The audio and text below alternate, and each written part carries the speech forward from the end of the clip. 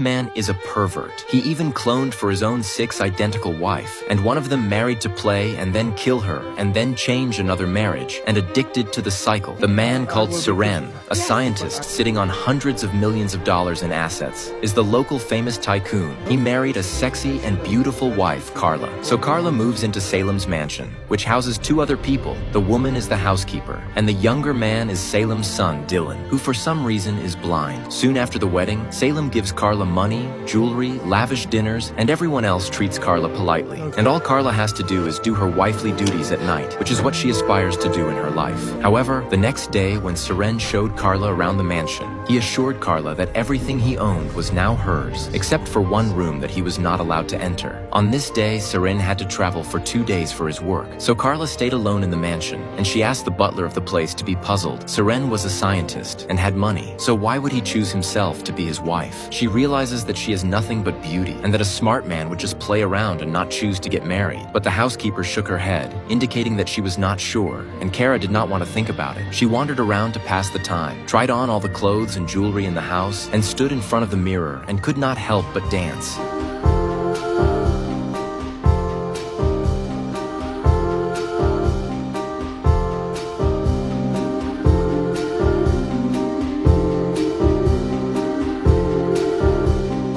As night fell, the butler and the assistant both left the villa as well, and Carla couldn't sleep. She always had a lingering feeling of uneasiness. She decided to find out the truth on her own, and eventually walked over to the only room she wasn't allowed to go into. Seren trusted his wife, and Carla's fingerprints could open the room, and she entered the room to find that it was filled with rows of cryogenic chambers, and as she looked through them one by one, she suddenly found one with a life form. Carla opened the hatch. The cryogenic chamber quickly popped out. Inside, it was actually lying with a woman who looked exactly like herself. Carla was terrified. She panicked and ran back to the room, took out her cell phone and prepared to call the police. But then she realized that there was no signal from her cell phone at all, and she ended up falling asleep on her back on the bed, not knowing what happened.